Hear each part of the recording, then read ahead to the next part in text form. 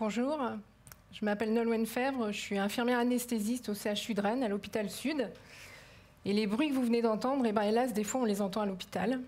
Et un soir, en rentrant chez moi, fatiguée de ma journée de boulot, je me suis dit c'est pas possible d'entendre ça. Et peut-être qu'on peut agir différemment pour éviter ça, autant que faire se peut.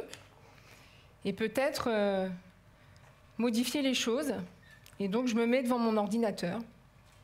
Et puis, j'envoie un mail à Moulin Rôti, parce que je les connais pour les doudous qu'ils fabriquent.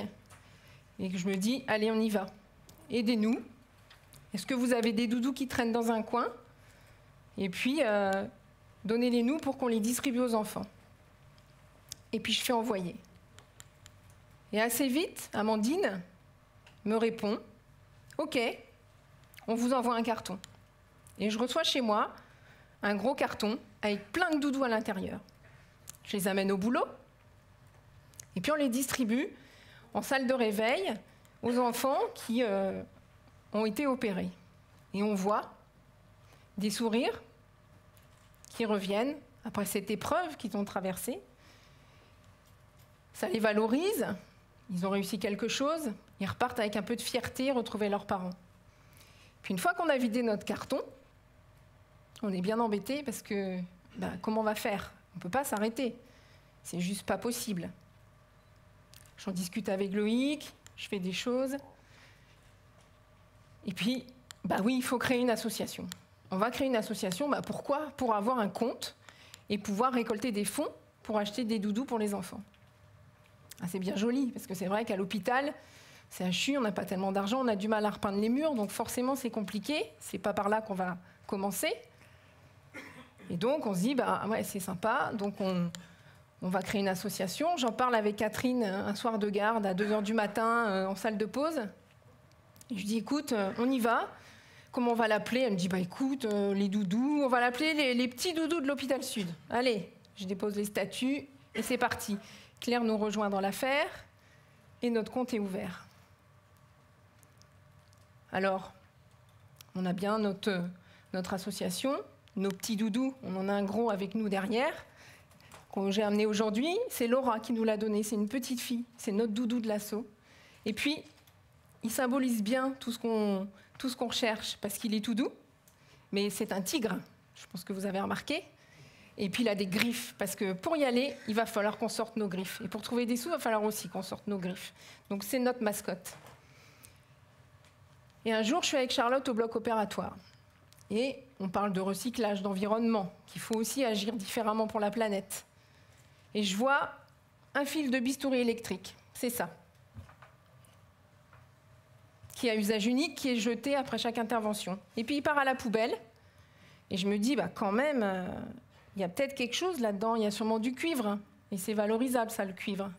Et on le récupère, on le découpe, on se rend compte qu'il y a du cuivre. Puis je fais un petit calcul rapide.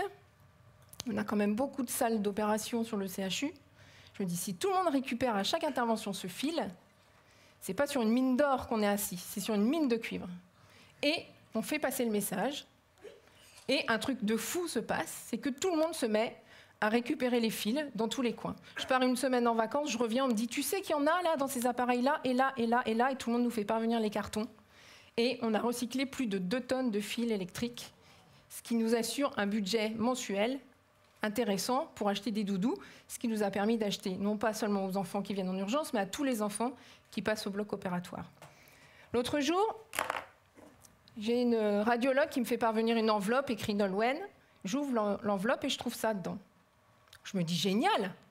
Alors peut-être que pour vous, ça ne veut pas dire grand-chose, mais imaginez un petit peu là aujourd'hui, tous les gens de la salle là, si vous avez ça, et je suis sûre que vous avez ça, ou un fil électrique de la cafetière qui est cassé, dans votre garage, et que vous allez chez Delair le déposer pour le compte des petits doudous de l'hôpital Sud, vous imaginez bien que là, on va pouvoir acheter pas mal de petits doudous grâce à vous aujourd'hui.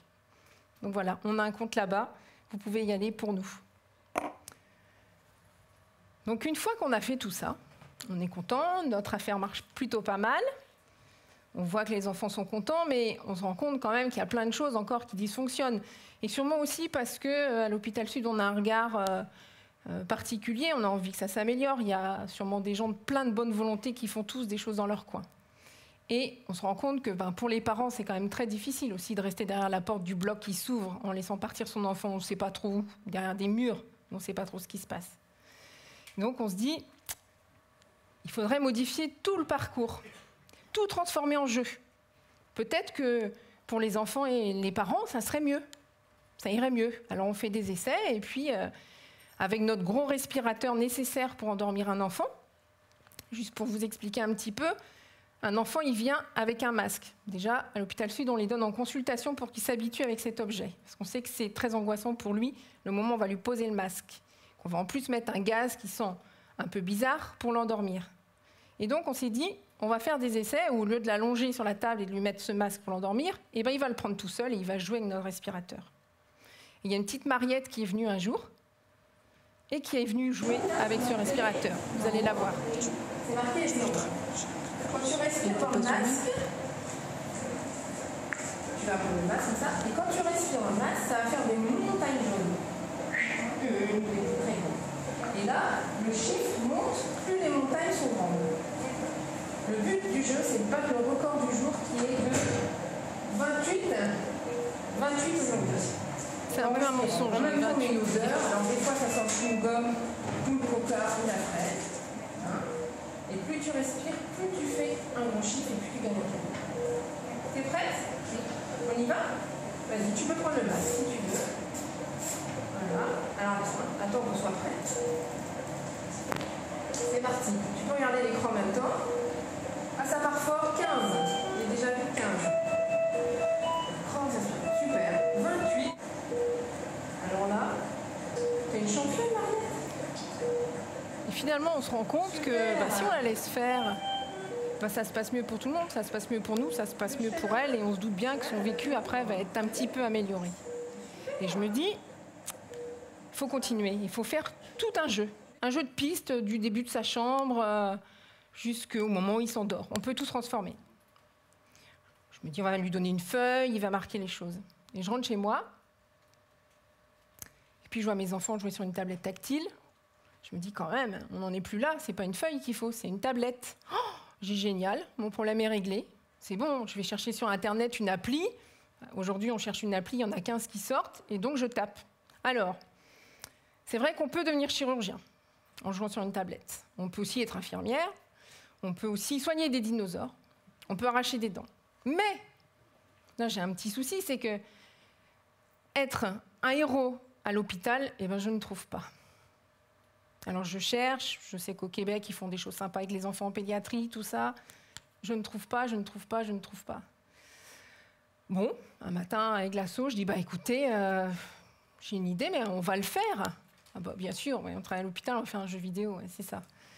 Et puis je mange avec ma copine Paola à la crêperie, qui est professeure des écoles. On est tous différents. On utilise toutes les ressources de tout le monde. Et je lui raconte ça. Je dis, écoute, j'ai une idée là. Il faudrait faire un jeu vidéo, mais tu te doutes bien qu'en anesthésie, c'est pas mon domaine. Elle me dit, attends, j'en parle à mon beau-frère, il bosse là-dedans, il connaît Benjamin, et Benjamin me téléphone. Benjamin, il est designer à Bordeaux. Et je lui explique le jeu, et il me dit, écoute, c'est tout à fait faisable, il n'y a pas de problème, un jeu vidéo, ça marche, comme un jeu de piste, pas de souci, c'est faisable. Je me dis, génial, on voit un qui croit dans notre truc. Et je bouquine un peu et je vois qu'il y a une fondation d'entreprise qui s'appelle Bébron, de matériel médical, qui fait un appel à projet. Je lis le truc. Un projet pour améliorer le mieux vivre de l'enfant à l'hôpital, ludique et reproductible. Incroyable. Tour de magie, c'est juste nous. Alors qu'est-ce qu'on fait? On y va, on répond au projet, on fait le dossier, et puis on se retrouve à Paris avec David, Claire, Laurence. Et on remporte le premier prix. Donc on revient à Rennes, remotivé en se disant on a raison, parce que les pointures à Paris, ils croient en nous, et ils se disent que notre projet, ça vaut le coup et qu'ils vont nous aider. David Delasso en parle à Olivier, qui travaille chez Niji. Et puis on se retrouve avec Frédéric dans un café devant la gare. Il nous dit, écoutez, nous, chez Niji, on va vous donner 2 ingénieurs informaticiens pour vous aider dans la programmation de votre jeu. Et on met Jean-Charles et Thomas en lien avec Benjamin à Bordeaux et nous autour de la table. Et tout le monde discute du monde réel de l'anesthésie, du monde virtuel que ça peut devenir. On se renseigne auprès des infirmières des services, de savoir quelles sont les difficultés qu'elles ont dans le service, avec les brancardiers, au moment de la séparation avec leurs parents, et nous, à l'arrivée au bloc opératoire. Et tout ça, on le met, toutes nos différences, toutes nos difficultés dans nos domaines, on met tout ça en lien et on fait un jeu vidéo. Donc le jeu vidéo, eh ben, il est fait. Ça, ce jeu-là, c'est l'enfant, il a le brassard autour du bras. C'est très difficile dans le service, ils n'aiment pas ça, c'est une première agression. Plus ça serre sur son bras, plus il tape sur l'iPad. Ils font des scores extraordinaires. Ils en oublient le brassard. On avait des poissons offerts par Alice Brace qui sont accrochés dans notre couloir, on les a intégrés dans le jeu. Et en fait, tous les éléments du parcours, jusqu'au moment des montagnes comme Mariette, c'est aussi transformé en jeu avec ces belles images de montagnes, de poissons. Les parents sont aussi intégrés au jeu, ils sont pris en photo dès l'entrée dans le service et l'enfant retrouve à un moment, dans un coffre à trésor, la photo de ses parents, qui à ce moment-là encore un peu avec leur enfant également. Donc voilà quelques images de notre jeu, du jeu pour les enfants.